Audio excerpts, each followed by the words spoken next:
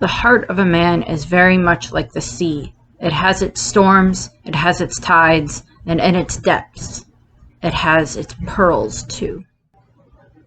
Hello. As you may have guessed by the fact that I have a lot of Van Gogh things behind me, and my shirt is obviously inspired by Van Gogh. It is a Doctor Who shirt. There's a TARDIS over here.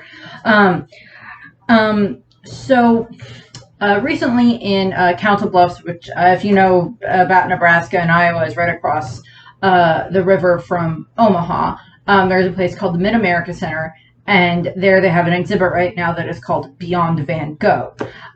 It is an exhibit that is basically set around Van Gogh's art, but also letters that he sent back and forth to his brother Theo, and different quotes and quotes and such from the letters. It also contains different instigate. I can't talk. Different moments about his life and different things like that, different sections of his life over the years, in regards to just his work in general, but also just, when he was in various asylums or hospitals, when he was trying to actually be an artist, when he was trying to work, different things like that. And kind of a lot of his life was actually very well chronicled by letters that he sent back and forth to his brother. A little bit of the basics about Van Gogh, and I'm probably or Van Gogh, as also he's sometimes also referred to, and I apologize, some of these names are either French or from the Netherlands, and I apologize, I am probably going to butcher them, so I am sorry. Sorry about that. So, Vincent Van Gogh was born on March 30th, 1853, in Zundert, in Zunder in the Netherlands. And he died July 29th. There's irony in this. Either this will be up by the 29th or just after the just before the 29th, one of the two. 1890. So yeah, he did not have a very long life, unfortunately. I think that adds up to being 37. 37. Just a little over 37 years old, and Auvergne-sur-Oise, France. I apologize again. It's in a French countryside area, if I remember correctly. His parents were Anna Carbuntus Van Gogh and Theodorus Van Gogh, and his sibling Theodorus Van Gogh, named after his father. And he did have an education in fine arts from the Royal Academy of Fine Arts, Wilhelm II College, Academy of Fine Arts, in Brussels. I think those are a few different schools in Brussels. And the main art style that he tended to practice was the post-impressionistic style, or what became known as the post-impressionistic style. And if I remember correctly from my art history class, which I should have just brought that book up here, but I don't remember where the book is at the moment. I have a book that's full of that is an art history book that I have from when I was in college. It was actually one of the few classes I actually enjoyed. That I was just like, it's an art class, I want to take art classes. That's the only one that's available to me. Therefore, I will take it. I actually, in that art class, I think one of the things for our final project in that class, for the art history class, was we had to do a presentation about a different artist or something along those lines. And I did a presentation about Van Gogh. I do not remember if I still have the information that I had about that. I will double check that, but I did a whole presentation about Van Gogh, about different paintings of his that I loved, different things like that, and just about his life in general and such. And I really enjoyed doing it. Unfortunately, I did not actually have a shirt at the time that had Van Gogh style artwork on it, or I would have worn that when I did the preview, when I did the presentation. One of the other things that I will mention now in regards to Van Gogh is that I do love the Doctor Who episode, Vincent and the Doctor, where, of course, is with Matt Smith as the Doctor and Amy Pond, and it's near the end of Matt Smith's first season, and they go to France in the time frame. I think it's actually in 1889 range. So not a huge amount of time before Van Gogh died, but like within that range, before he died. And they go there and they end up interacting with him, and actually it's all because of the painting that is on the cover of this book, because they see something in the window of one of the paintings that is not supposed to be there, that looks like an alien of some kind, and they go back in time and they help Van Gogh take care of the alien. And then there's the moment where he shows the Doctor and Amy kind of how he sees the world, and I love that season, or I love that episode in general. That's just one of my favorite episodes of Doctor Who. And yes, there is a very good quote that comes out of that episode that is actually a very good way of looking at depression and mental illness, because throughout his life, Van Gogh did suffer from various forms of mental illness, depression, anxiety, lots of different things like that at the time you were just considered crazy for having those issues, that it was just like they just locked you up in a mental asylum, unless you had enough money to be able to afford a therapist or a doctor or some kind that would be able to treat you. And even then, at that time frame, it would have been very hard for people to find legitimate doctors that could actually help with that type of stuff, that didn't involve just giving you weird random medicine that didn't actually do anything, or weird treatments that didn't actually do anything. And at the end of the episode, the Doctor, Matt Smith, says, to paraphrase, I'm sorry if I can't get the quote exactly correct, but it's, life is a pile of good things and bad things, and sometimes the bad things don't outweigh the good things, and the good things don't always outweigh the bad things. But we added to his pile of good things, to his, his good memories and stuff like that. And part of the other thing that comes out of that episode is there is, the beautiful painting that is like the Starry Night style version of like the TARDIS exploding, and I'll pop that up here, that is very much kind of based around that concept, and it kind of goes through some of the other things that happen throughout the rest of the story, in regards to Matt Smith's Doctor for that first season, end of the first season, but a little bit going into like the second season for Matt Smith's Doctor. If you hear a voice within you say, "You cannot paint," then by all means paint, and that voice will be silenced. But moving away from Doctor Who and back to Van Gogh, the Beyond Van Gogh experience was something that I went to with my mom this past weekend. We very much enjoyed it. I've always loved Van Gogh. Even before stuff with like the Doctor Who episode, I still loved Van Gogh, just like Starry Night. We have in our front entrance of our house, we have these three paintings. Well, they're prints, but these three hang up there. So we have Starry Night over here. We have one of his irises, and then over on this one, you can't quite tell with the sunflower in the way, but that's one of the pictures from like one of the bars that he would go to a lot in one of the countrysides. And then we do have that's one of the sunflowers. Pointing at it, that's one of the sunflowers. We also have a sunflower portrait hanging there, and then we also have like a big frame print of Starry Night itself. And then I also have another one that is, I believe, it's Starry Night over the Thames or something like that, or over the Times or something like that. It's a different version of a Starry Night portrait, and I have that at my dad's apartment, hanging up there. So I've always loved Van Gogh and everything.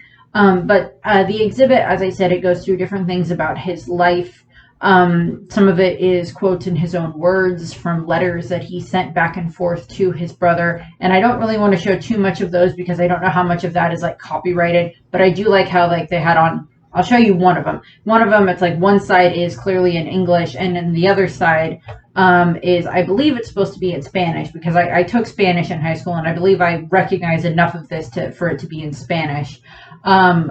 I do not know if they have other variations where they have it in French or something like that, but America has like a high enough population of Spanish-speaking population that Spanish is what they did for the other language here. I do not know if this is something that they've done worldwide. I know that they've at least done it down in Kansas City, because I have had family members that went to an exhibit that is very similar to this. in Kansas City, and I know that this exhibit is kind of like traveling around to different parts. Like you go through the first section, and there's like these big, the backgrounds look like just pieces out of his paintings with like the words over the top of it, and in between things as you're walking around, there's like this little kind of like maze thing leading you. They have these giant frames that look like the frames that would be around his artwork, just hanging there, and like you can like walk around them, you can like pose in them, look through them. They're actually kind of fun, and it's just like I almost bumped a couple of them, so a couple of times trying to get like trying to read what was on everything. They go through things about his relationship with his brother, the fact that both of them had actually started out as art dealers, and Theo, his brother, had been quite good at being an art dealer, and Vincent was so happy to be in like the same profession as his brother, and that maybe someday they can work at the same place and like work together and everything. Theo was very supportive of Van Gogh throughout all of his life. Would help pay for different things in regards to Van Gogh's art supplies, places for him to live, things to do with his different medical bills and different things like that. Theo was very supportive of his brother. And I very much enjoy, they kind of talk about that throughout the course of, reading through this kind of, it's a miniaturized biography about him. Yeah, this is not from the exhibit, but, this book is, filled with lots of his different artworks and everything. These are some of the landscapes. He had like a whole section of like, self-portraits and everything, portraits of different people. I know part of this painting was used in the exhibit, and I'll show you some pictures from it. Just random chairs that he would paint, different things like that. Starry night, starry night. He would paint, cypress trees. This is, his, various self-portraits that he would do. Van Gogh, the thing about Van Gogh was that he didn't think that he was actually a very good artist. And part of the sad thing was that just when he was starting to be recognized for his artwork, that is unfortunately when he took his own life. If I am worth anything later, I am worth something now. For wheat is wheat, even if people think it is grass in the beginning. And, we don't know exactly, had history gone differently, if Van Gogh would have painted even more beautiful paintings, maybe he would have been able to actually afford the help that he needed to, become not sane, because he wasn't insane or anything like that, but to get to the point where he could have been happier. And we don't know what would have happened in that regard. We don't know. But unfortunately he took his own life just when like he was starting to actually become a bit more known in the world, in the art world. Although he did not like critics, because not many people like critics. Critics that are mean for the sake of being mean are not critics. They're just very mean people, in my opinion. Critics that are actually trying to help you improve on what you're trying to do, that's different. Critics that are just being mean for the sake of being mean, just because they don't like what you did, that's different. Van Gogh loved painting. Otherwise, he wouldn't have done it. One of the other things is, as you go through, you read about, different times when he was in different asylums, or when he, went from, being like this art dealer that he wasn't very good at to, actually becoming an artist, different things like that. There's a whole thing of like, the only portrait he ever like sold in his own lifetime was like, I think it was called like the Potato Eaters or something like that. Or it was like one of the very few portraits that he ever actually, got paid to make. Or sold, and it's just like, I'm pretty sure he sold a couple more than that. But he would make, do portraits of people that he knew, random strangers, buildings, landscapes, towns, flowers, so many different things that he just loved to paint. He would just go through whole stretches of time where he would just paint nothing but landscapes, or nothing but flowers or trees, or different things along those lines. And throughout, after you finish going through this bit where you kind of learn about his life, you end up in this huge room that is, well, there's no ceiling in it because you're inside like an event center, so there's no real ceiling in the room, but there's walls that I would say are about 10 to 15 feet high. I might be a little bit off on that, but pretty, pretty dang high, and are, they're covered in like projector screens, and it's like it all wraps around the room, and there's other things, other projector screens inside, up in the middle of the room, all the way wrapped around something, and all on the walls around you is projected Van Gogh's artwork, and it goes through in cycles. I kind of came in at the tail end of one of the cycles, and then I stayed through the whole rest of the next cycle. But it starts off with black, and then it starts off with like what would like look like chalk sketches, like popping up on the walls, sketching buildings, different things like that. And as it goes through, it shows you different eras of his artwork, and it also shows you different quotes from him as it went along. There's like an audio in the background, there's music going, but there's also, I think, some other things that are being said in the background, but they're a little hard to hear at times. And you have like free reign to walk around this area. It's projected up on the walls. It's projected onto the floor as well, so it's just like all over you, like you're kind of like part of the exhibit, and the fact that like you're being like covered in like the painting all around you. And you can walk around, and like every angle is like different. It cycles through. There's like different quotes that pop up. I'm going to pop up different quotes from Van Gogh throughout this video. I don't remember if they're quotes that ended up being used in like this presentation, but they're quotes that I found from Van Gogh that I really liked. Pretty much most of the quotes that we have from Van Gogh are from letters to his brother, to possibly to his parents. I don't know exactly 100% about his relationship with his parents. I do know that when Theo died, I do believe that, because like Vincent had been buried in France, and then when Theo died, either Theo was taken to be buried next to Van Gogh so they could be together, or it was either Van Gogh was like taken back to where Theo lives so that way they could be buried next to each other. But the two brothers are buried next to each other. I do not remember if that is where like Theo lives, or if that is in France where Van Gogh lived. I do not remember. I apologize. That wasn't something that was mentioned in the exhibit, but I knew that from my research for this. Like, there's also like photos of Van Gogh that pop up.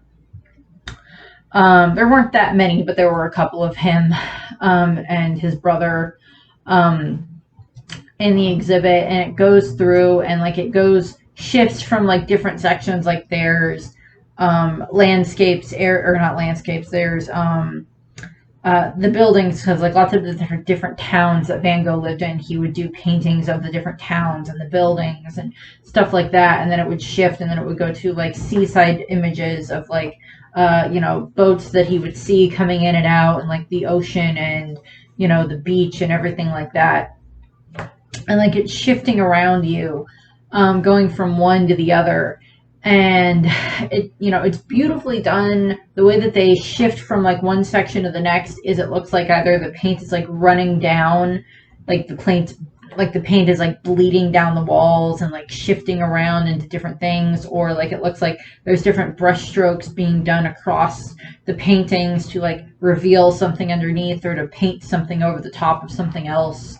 I know recently in the news it was found that there was like this new Van Gogh painting that was discovered that was like actually underneath another painting that he had, that he didn't like the painting, so he covered it up. Different things like that. Sometimes Van Gogh did not like his own work, and he would paint over it, or destroy it just because he didn't like it. And it like shifts between different ones.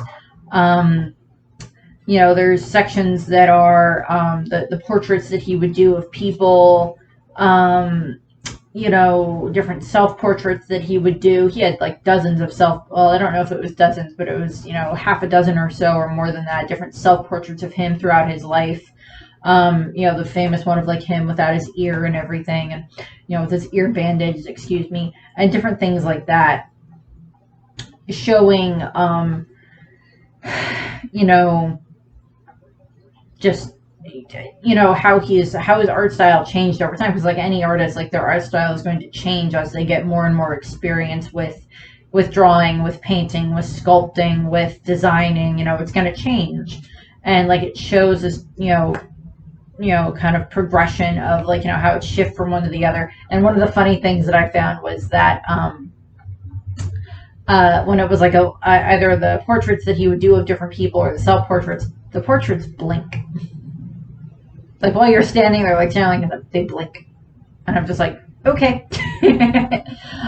Or like they have like slight movement, and like one of them, he's like smoking a pipe, and like there's like billowing smoke that's twisting from the pipe, and like the same pattern of his artwork. Different things like that. If you look at the water portraits, it looks like the water is kind of like rippling in the background and flowing. Different things like that. One of the other sections is like his flowers. So like the irises, the sunflowers. He had other he had various sunflowers that he would do. He had various there's various iris ones that he did. Various other ones of what were some of the other ones that he did? I think there's some like cherry blossom type things, or other beautiful flowers, and like they have like all the separate ones, and here's one of me standing in front of one of the one of the iris faces paintings, which I really liked. And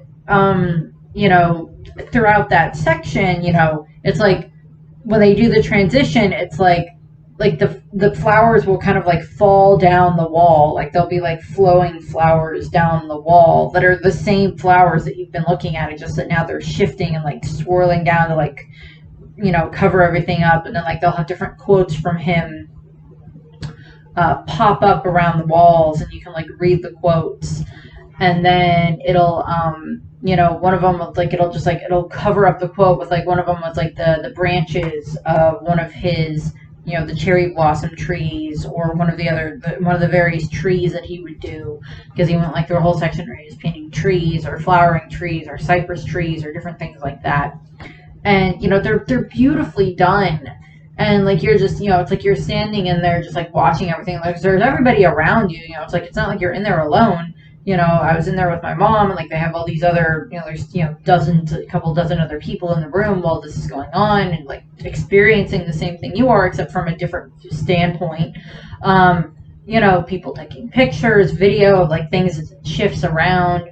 One of the best ones that they did for like a shift between one section and the next was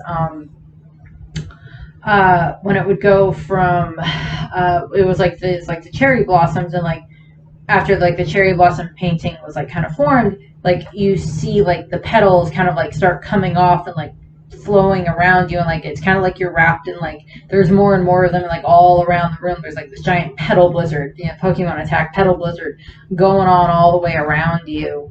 And then like sometimes it'll just go completely black, like it'll just like fade completely to black, and then like it'll come back. And one of the really good transitions that they did was it's like it's all black all the way around, and then you see like these swirls of colors, and they're going in the pattern that people recognize from Starry Night, swirling in the air, like there's larger yellow sections, smaller ones all over the walls, and like the painting slowly works its way into there's the blues and blacks and yellows and grays and whatever other various colors that they have in the painting, and like the tree coming up in the background and the town appearing below on the walls all around you, and it's forming, and it kind of forms into fully being there. At present, I absolutely want to paint a starry sky.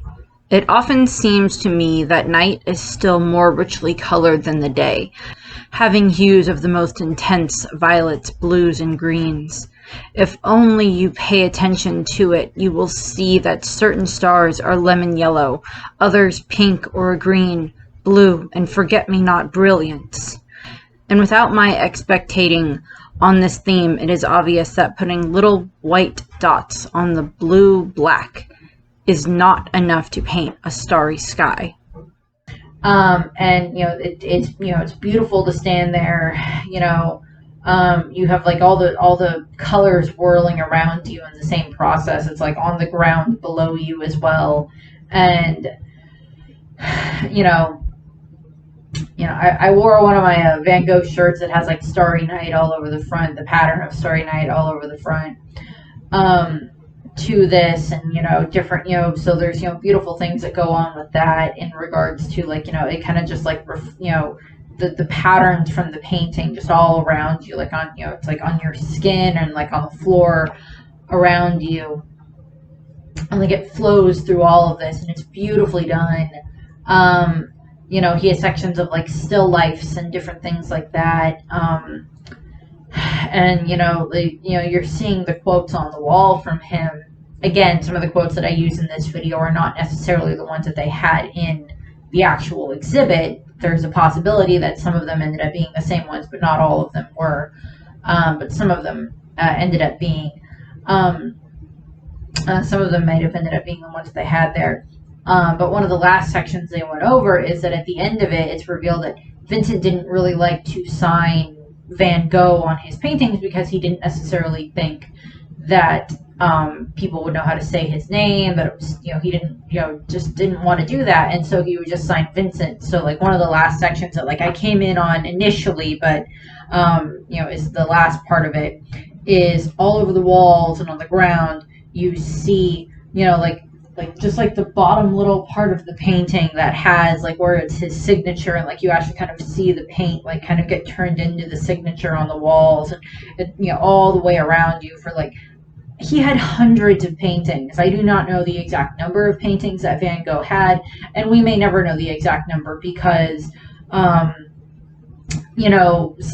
of them were like destroyed either by Van Gogh himself. He painted over some of them. Some of them were just there's like, I think there's a story of like someone used like one of them for like archery practice at some point in time just because they didn't like the painting, but they felt sorry for him, so they bought the painting or whatever. And different things along those lines. And it's just like, we just may not know where all of them are. Some people may have just gotten rid of them at some point after he died because it's like, this isn't going to be worth anything, and they just burned it or whatever, or kicking themselves, type of thing. But so you see like the signatures all around you on the walls,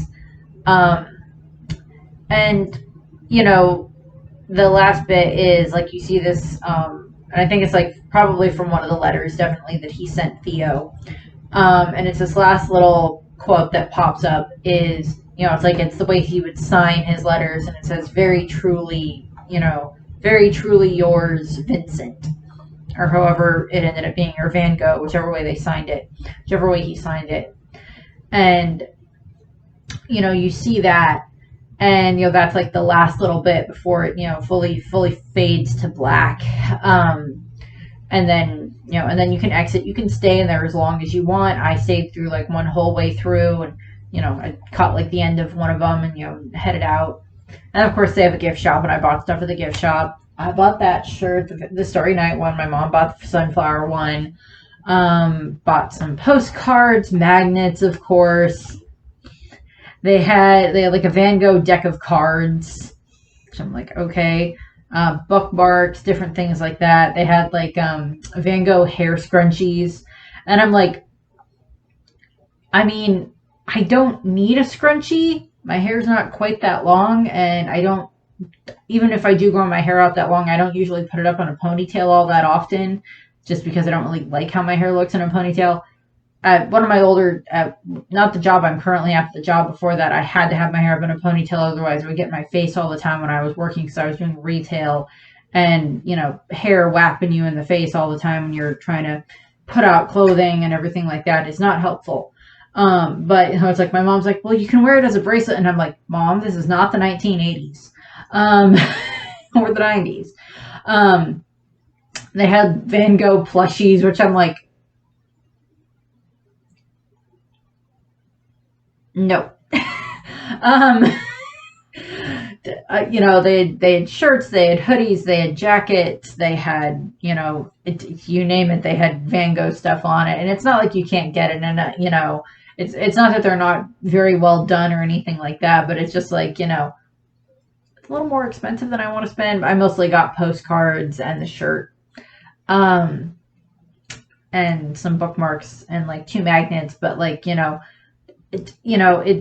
I love Van Gogh. I love Van Gogh stuff in general. Paintings, portraits that he did. Actually, I think all 3 of these, plus the 2 that we have downstairs and the one at my dad's house, I think all of those I got from the store that I previously worked at, which is a secondhand retail store. I used to work at Goodwill. I don't care. I don't work for them anymore. I used to work for Goodwill. And, so we would get stuff in, and, stuff comes in, and I'd be like, I want that. So I would, buy it when I had the chance, or have my mom buy it. I think this book definitely came from there. And I have this other one that is about, Van Gogh as well. This is The Essential Guide to Life. It's like Van Gogh, the essential visual guide to his life and art and to the influences that shaped his world. Yeah, sure. This book is actually kind of interesting too. If I, remember correctly, it's, different things in regards to Van Gogh at one point wanted to be a pastor, a preacher. Kind of glad he didn't go down that path. Because like then we wouldn't have ended up with all the beautiful artwork that we have, and how inspirational that is to other people down the line. Because, as much as I love, Da Vinci and,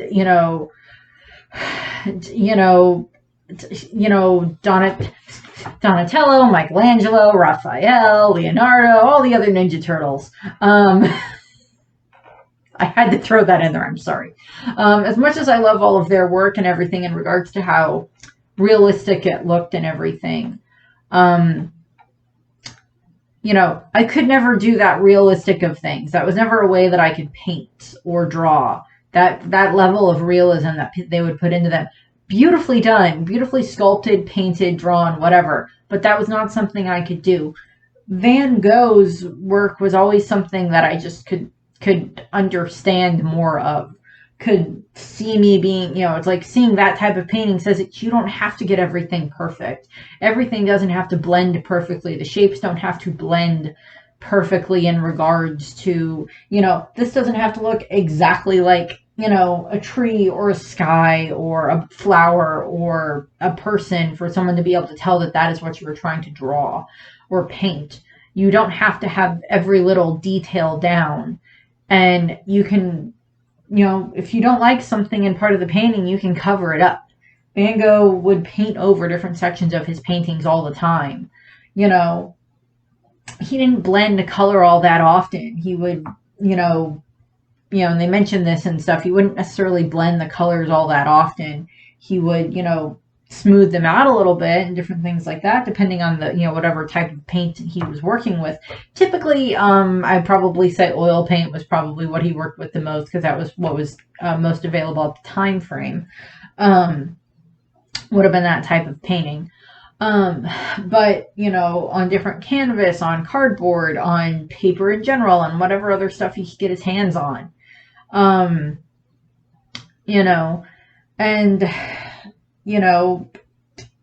parts of his influence still get pulled through to today. The Vincent and the Doctor from, going back to Doctor Who is a great way of introducing other people into Van Gogh that maybe didn't know that much about him.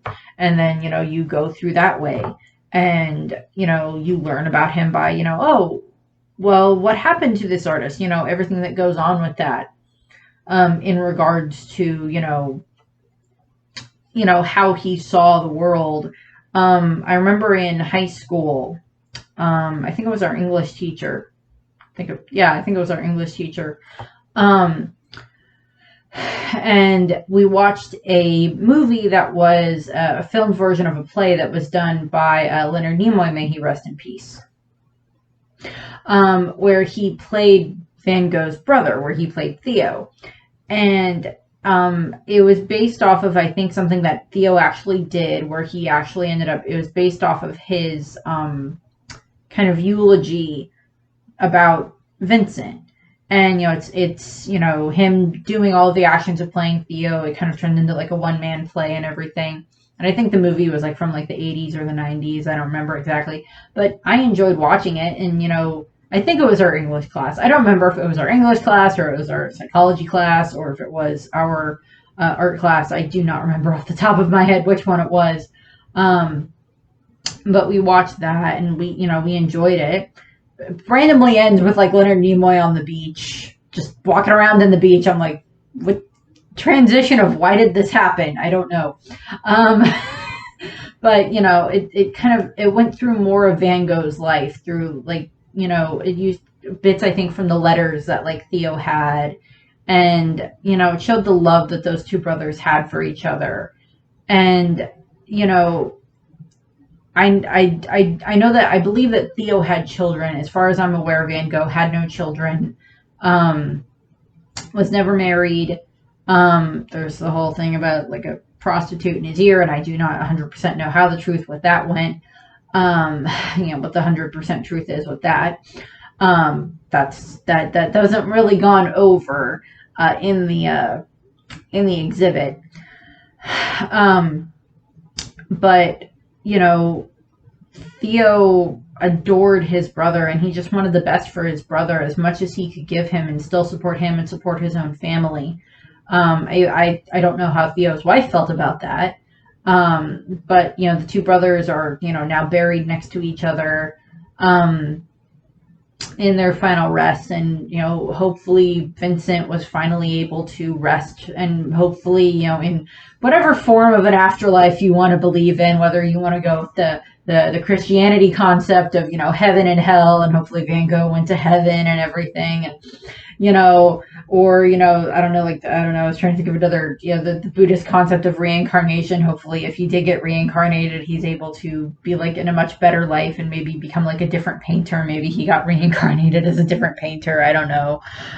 Or if you want to go for, I don't know, I'm into Bleach right now, and, we're going to get more of the anime soon. Maybe he, I hope, hopefully Van Gogh didn't get turned into a hollow, but hopefully like maybe he got to, rest in like the afterlife of like the Bleach, the Soul Society. But hopefully he's at rest now or able to paint happily, wherever Van Gogh ended up being, whatever variation. Or if you believe there is no form of an afterlife or reincarnation, then hopefully he's just at rest in general, one way or the other. Whichever one you want to go with, it's entirely up to you. I did not mean for that to go into religion. I'm sorry. But I loved Van Gogh. I loved the exhibit. If it ends up coming anywhere near you, look into it. I know that it's been to other places, and it might be like something that can be in multiple places at the same time, because it doesn't actually have any of his actual physical works in it. It's just got like the digital copies and everything like that they use for it. So it's probably something that can be in multiple places at the same time. But that's what I have. I thank you very much for watching. I hope that you enjoyed the video. I hope that maybe you go and look into some Van Gogh. Maybe you see if this, exhibit comes anywhere near you. I will try to remember to leave a link to the exhibit in the description, if I remember. And I thank you for watching, and I hope that you have a nice rest of your day. Bye. Close friends are truly life's treasures. Sometimes they know us better than we know ourselves. With gentle honesty, they are there to guide and support us, to share our laughter and our tears. Their presence reminds us that we're never really alone.